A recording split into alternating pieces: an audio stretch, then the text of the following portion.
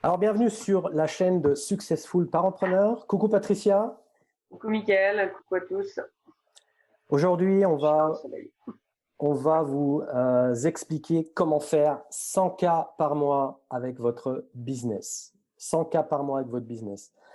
On va aborder différents points essentiels qui nous ont aidés, par exemple, à faire les 100 cas par mois en, Patricia, il peut me corriger si je me trompe, dans quelques semaines finalement. Après Oui. le lancement du produit, assurance de qualité, tout ça, on est arrivé assez rapidement aux 100 cas par mois, en tout cas de vente vis-à-vis de nos clients. Et on va vous apporter en fait 4 éléments essentiels à prendre en compte pour pouvoir faire vos 100 cas par mois avec votre business. Et même plus, hein, Patricia. On est capable avec cette méthode-là, cette approche, finalement, de faire plus que 100 cas par mois. Avant de rentrer dans le vif du sujet, je vous invite à aller vous abonner à notre chaîne, donc pour être tenu au courant dès qu'on sortira des nouvelles vidéos avec des nouvelles thématiques. Il y aura énormément de valeur dans les semaines et mois à venir. On y prêtera vraiment attention de vous expliquer comment on travaille, comment on s'y prend finalement dans notre activité d'accompagnement entrepreneurial à finalement apporter la valeur et la qualité auprès de nos clients, mais surtout comment et à quoi ressemble notre processus. Voilà. Le prochain point, c'est qualité d'approche et de progression. Ouais. On a constaté auprès de nos clients, c'est pour ça qu'on vient vous l'énoncer, parce que c'est un élément primordial et essentiel, c'est que on parle d'abord de qualité d'approche. L'approche de l'entrepreneur qui veut faire un 100K, et on ne vient pas vous dire comment faire un 100K par hasard. La plupart des gens qu'on a pu contacter, la plupart des gens à qui on voulait bosser, comme m'a dit Patricia, notre processus, vous le connaissez maintenant, et on s'est retrouvé face à des gens qui finalement avaient cette nécessité, ce besoin, cette envie. C'est même plus qu'une envie chez certains, mais chez certains, c'était vraiment qu'une envie. Et c'est pour ça qu'au bout d'un moment, on leur a dit, mais attends, il va falloir qu'on assure la qualité de ton approche et de ton intention. Et on se rend compte que finalement, bien souvent, les gens veulent faire un énorme pas en avant. Alors, ce qu'on entend par là, c'est que si vous ne faites pas encore 3, 4, 5 cas par mois, par exemple, et que vous voulez directement passer à 100 cas par mois, alors je ne dis pas que ce n'est pas faisable, mais c'est un processus, comme disait Patricia. Ça veut dire quoi? Ça veut dire qu'on va vous accompagner beaucoup plus longtemps. Et ce que nous faisons par rapport à d'autres, c'est que finalement, ce qu'on va faire, c'est mettre des paliers. En mettant des paliers, ce qu'on va faire, c'est qu'on va assurer la qualité de votre intention et de votre approche. Bien évidemment, c'est notre approche à nous, mais on le fait et on définit les éléments dans l'approche en fonction de qui vous êtes. C'est-à-dire qu'on ne ramène pas un schéma F et on vous impose le schéma, mais on fait en fonction de avec qui vous voulez bosser. Bien évidemment, on regarde qui vous êtes, donc l'être, on regarde ce que vous voulez faire et on regarde ce que vous voulez avoir. Qui vous êtes, ce que vous voulez faire et ce que vous voulez avoir. Et en On fonction, essaie, je te excuse-moi, coupe 2 minutes, on essaie d'avoir un processus de création et non pas un processus de réaction. Parce que avoir et remonter vers être, c'est être en réaction par rapport à quelque chose. Alors que être, faire et avoir, c'est d'être dans un processus de création. Excuse-moi, je laisse la parole. ouais, j'en étais où? Ce que je voulais dire finalement, c'est que dans l'approche, on met vraiment l'accent sur des paliers. C'est-à-dire où vous en êtes à l'heure actuelle et ou là où vous voulez aller. Quand on vous parle de 100 cas par mois, ce serait utopique et complètement stupide, excusez-moi de le dire comme ça, mais c'est la réalité, de se dire, oh bah, si je gagne 4-5 par mois, je pourrais très bien aller gagner les 100 cas. C'est faisable, mais c'est un processus avec X étapes.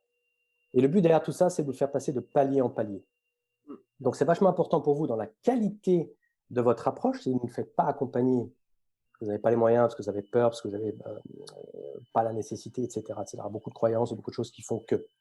Eh bien, la petite pépite qu'on peut vous donner, c'est vraiment de vous concentrer sur la qualité de votre approche. Mettez les choses et faites les choses étape par étape. Avant de ne cibler que 100 cas, hein, donc si on voit comme ça sur une échelle de progression, eh bien, et je ne vais pas partager le truc, on va prendre un petit écran blanc, une petite feuille. Si vous avez, voilà, si vous avez le CA et si vous avez le facteur temps, on va le nommer T, et que vous voulez arriver ici, ça c'est 100 cas par mois. Eh bien, de dire que vous en êtes là et vouloir passer finalement de là à là en une approche, une étape, appelez ça comme vous voulez, ça n'a pas de sens. Ce qui est vachement important pour vous, par contre, c'est d'aller créer finalement ce qu'on appelle des étapes, des niveaux, qui vont vous aider finalement eh bien, à atteindre finalement ce CA que vous voulez faire. Soyez en clair sur ces étapes. Une fois que vous êtes en clair sur ces étapes, vous allez pouvoir finalement vous poser la question, OK, première étape, un seul objectif, un seul focus. Si ici vous êtes par exemple à 10K, comment je vais faire pour atteindre mes 10K? Ici j'ai 40K, comment je vais faire pour atteindre mes 40K et ici 70K par exemple? C'est juste un exemple que je vous donne. Hein. Comment vous allez faire pour passer de là à là finalement? Et quelles sont les activités nécessaires pour faire 10K, pour 40K, 70K? Par exemple, ça peut être le nombre de clients dont j'ai besoin. Si vous savez combien coûte votre produit et que vous voulez atteindre 10K, bah, vous savez le nombre de clients qu'il va falloir atteindre. Donc, si vous savez le nombre de clients et que vous savez combien de clients il vous faut contacter dans la prospection pour finalement avoir ce nombre de clients, bah, vous savez le nombre de prospects. Si vous savez le nombre de prospects, vous savez le nombre de messages qu'il va falloir envoyer. Et si vous savez le temps que vous passez par envoi, vous savez le temps qu'il va falloir investir pour, par exemple, faire tout ce qui est prospection et vente. Et Patricia et moi, on vous le dira, on vous le redira. Et si on appellerait ensemble, vous l'entendrez tout le temps, parce qu'on l'entend parfois par nos coachés. Mais qu'est-ce que je fais? Comment je m'y prends? Qu'est-ce que je dois faire? Dans quelle heure? Mais qu'est-ce que tu viens de prendre la tête? Prospection et vente. Quand ton produit, ton positionnement est clair, propose-le, va tester. Va rencontrer ton client idéal, va lui parler. Propose-lui et sois à l'écoute de ton client. Et en étant à l'écoute de ton client, tu vas lui titiller là où ça fait mal et tu vas lui proposer tes services. Soit il va réagir, soit il ne va pas réagir. S'il ne réagit pas, c'est quelle raison? Patricia va reprendre les choses, que celle qui s'en occupe. Et franchement, on va optimiser finalement ton approche. Et ça, c'est la qualité de ton approche. Et en travaillant comme on vient de te le décrire, Patricia et moi, et là, de façon visuelle, tu vas finalement te concentrer sur l'essentiel.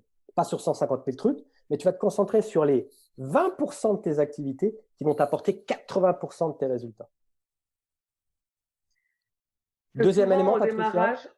Souvent au démarrage, je voulais juste compléter, souvent au démarrage, on va se disperser sur des choses totalement inutiles, comme faire un site internet, faire des cartes, faire des flyers. Tout ça, on n'en a rien à foutre. Hein. Vous avez un produit, vous avez besoin de liquidité, vous avez donc besoin de clients. Et le moyen le plus court, j'insiste, j'y reviens et je ne lâcherai pas le morceau là-dessus, le moyen le plus court, c'est la prospection directe.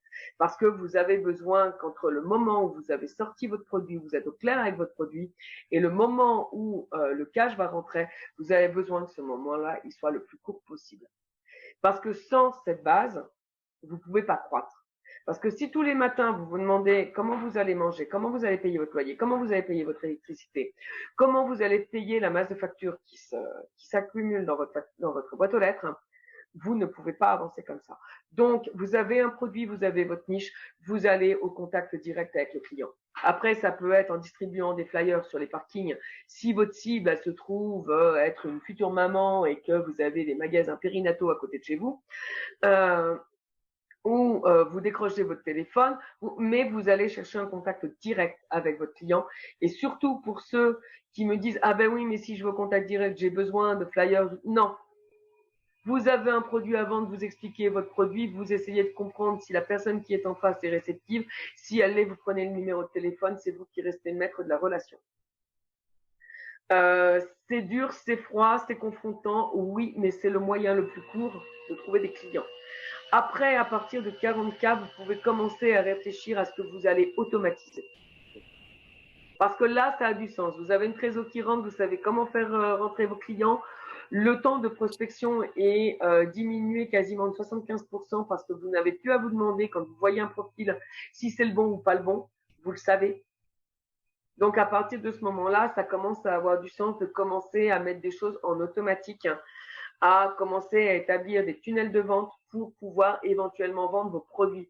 Il faut savoir que vos petits produits, nous, nos ateliers à 200 € qui se vendent chez des clients, nous rapportent des clients à 25, 50, 100 000 €. parce qu'ils viennent éprouver la qualité sur 200 euros, parce qu'on est d'accord, on ne va pas forcément investir 2500, quoique 2500 ou 3000 euros si on ne connaît pas la personne. Donc là, ça commence à avoir du sens. Les gens qui sont frileux que vous avez contactés, si vous les envoyez sur des produits à 200 euros, ils reviennent après pour des achats beaucoup plus chers. Mais ça va aussi intrinsèquement être intrinsèquement lié, à la qualité que vous allez proposer, que vous allez offrir. Donc, soignez vos petits produits. Voilà. C'est fini. C'est vachement important. Non, puis l'élément, en fait, ce que Patricia vient d'expliquer, c'est rien d'autre que la qualité de progression. On l'a pas dit, mais c'est ça. Je parlais, moi, de la qualité donc, de votre approche. Patricia a abordé la qualité de progression. Ce qui est vachement important, une fois que vous êtes en clair sur l'effort de prospection et de vente, le prochain point, juste pour finir la boucle, ça va être tout ce qui est prestation.